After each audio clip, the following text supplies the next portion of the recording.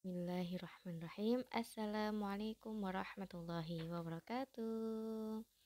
Bagaimana kabarnya anak-anak? Semoga kita selalu dalam keadaan sehat dan bersyukur ya. Amin ya rabbal alamin. Nah, sebelum kita memulai pembelajaran hari ini, jangan lupa berdoa terlebih dahulu. Kita membaca basmalah ta'u dan basmalah saja. A'udzu billahi minasyaitonir rajim. Bismillahirrahmanirrahim. Oke, jangan lupa anak-anak siapkan buku sirahnya ya. Kalian buka, kalau sudah disiapkan, kalian buka halaman 9 ya. Sudah? Nah, di halaman 9 sudah ya? Oke.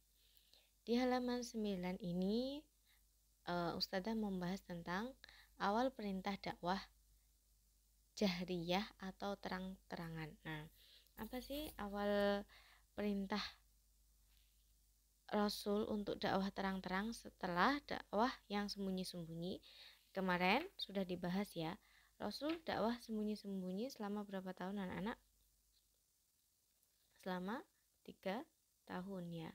Dan itu dakwahnya yaitu kepada keluarganya ya. Hanya keluarganya saja. Nah, setelah itu Rasul diutus untuk berdakwah secara terang-terangan. Terang-terangan yaitu sesuai dengan surat Asy-Syu'ara, dan berilah peringatan kepada keluargamu yang terdekat. Nah, awalnya dakwah itu dari keluarga terdekat, baru sahabat, baru yang lainnya ya. Allah memerintahkan Nabi Muhammad untuk berdakwah kepada karib kerabat dan orang-orang terdekat beliau. Lalu Nabi Muhammad SAW mengumpulkan kerabat-kerabatnya dari Bani Hashim. Hadir juga di pertemuan itu beberapa orang dari Bani Muthalib bin Abu Manaf. Nah, jumlahnya berapa? Jumlahnya mereka 45 orang. Nah, di sini ya. Mereka berkumpul. Nah, sebelum Rasul itu berbicara atau menyampaikan dakwahnya beliau, Abu Lahab, salah seorang paman Rasul, itu mendahulunya dengan melontarkan atau dengan berucap ancaman kepada Rasul jika Rasul itu nekat berdakwah. Nah, beliau pun, Nabi Muhammad pun diam dan tidak mengutarakan sepatah kata pun dalam pertemuan itu. Nah, setelah pertemuan pertama tadi, kemudian Rasul itu mengundang orang-orang yang hadir di pertemuan pertama tadi untuk mengundang kedua kalinya, dan Allah menyampaikan dan Rasul itu menyampaikan, demi Allah yang tidak ada Tuhan yang hak selainnya, sesungguhnya aku adalah utusan Allah yang diutus kepada kalian secara khusus dan kepada manusia secara umum. Nah, setelah mendengar perkataan Rasul tadi, paman beliau siapa?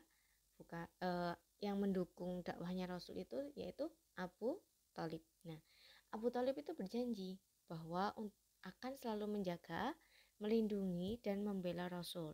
Nah, meskipun Abu Thalib tadi belum beriman dan meninggalkan agama bapaknya Abdul Muthalib. Nah, jadi meskipun Abu Thalib tadi belum Islam, tapi beliau itu rela atau sudah berjanji pada diri sendiri untuk menjaga, melindungi dan membela Rasul. Nah, sikapnya Abu Thalib itu berbeda dengan sikapnya Abu Lahab. Kenapa?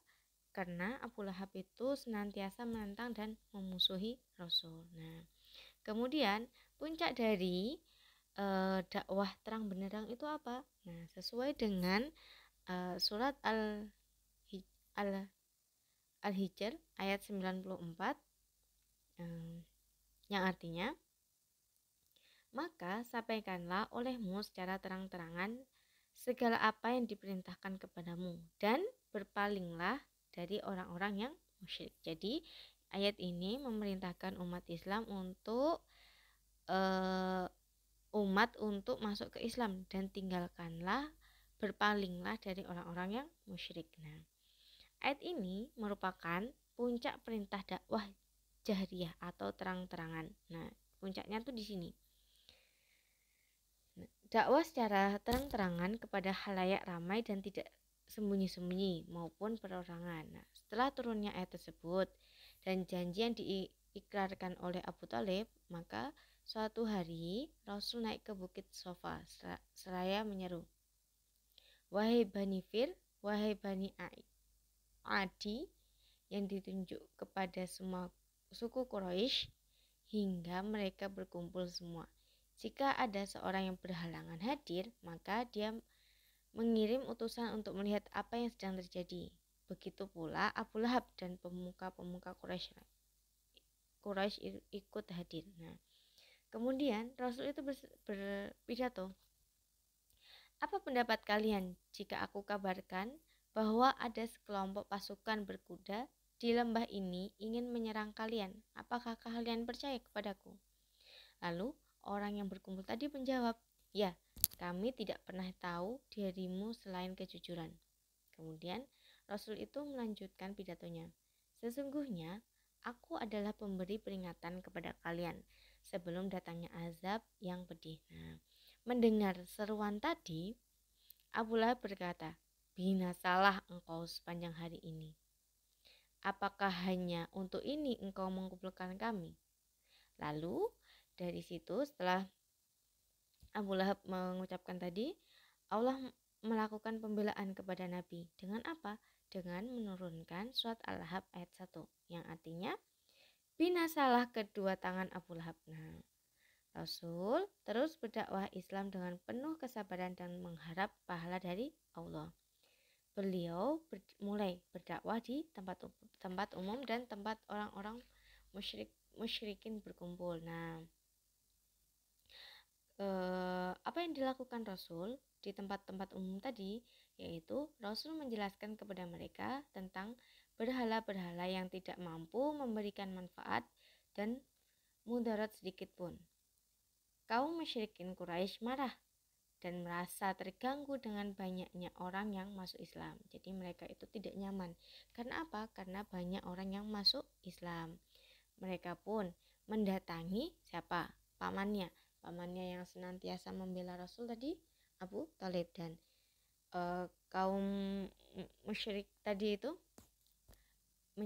bilang ke Abu Thalib agar menghentikan dakwah Rasul atau membiarkan mereka mengambil tindakan kepada Rasul. Nah, kemudian Abu Thalib setelah dilaporin oleh kaum musyrik tadi bilang ke Rasul, memberitahukan apa yang akan dilakukan oleh orang-orang musyrik Quraisy tadi. Kemudian Rasul itu berkata, "Wahai pamanku, demi Allah, seandainya mereka meletakkan matahari di tangan kananku dan bulan di tangan kiriku supaya aku meninggalkan urusan dakwah Islam ini, maka aku tidak akan meninggalkannya hingga Allah memenangkan atau membinasakanku." Nah, jadi berbagai macam cara telah ditempuh oleh kaum Quraisy untuk menghentikan dakwah. Nah, menghentikan dakwah siapa? Dakwah Nabi Muhammad. Akan tetapi mereka selalu gagal.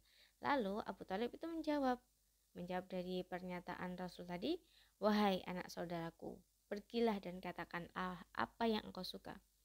Demi Allah, sekali-kali aku tidak akan menyerahkanmu kepada siapapun." Nah, ya.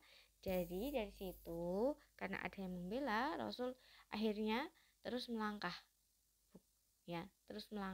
dan memberanikan diri, berani menyampaikan ajaran agama Islam. Nah, Nabi Muhammad melanjutkan dakwahnya secara terang-terangan selama 10 tahun di kota Mekah. Rasul itu berdakwah dengan seperti apa? Yaitu mencontohkan cara beribadah kepada Allah di hadapan kaumnya di halaman Ka'bah pada siang hari. Jadi Rasul itu mencontohkannya tidak hanya teori, memberikan ilmu-ilmu kepada muridnya atau kepada kaum muslimin itu tidak hanya dengan teori tapi juga dengan praktek ya anak-anak ya.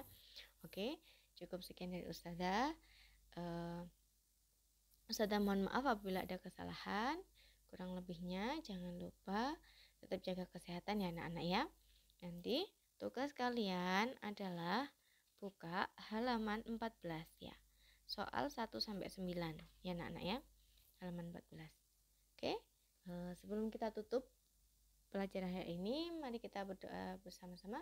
Subhanakallahumma wa bihamdika asyhadu an la ilaha illa anta astaghfiruka wa atubu ilaik. Saya mohon maaf apabila ada kesalahan, kurang lebihnya wassalamualaikum warahmatullahi wabarakatuh.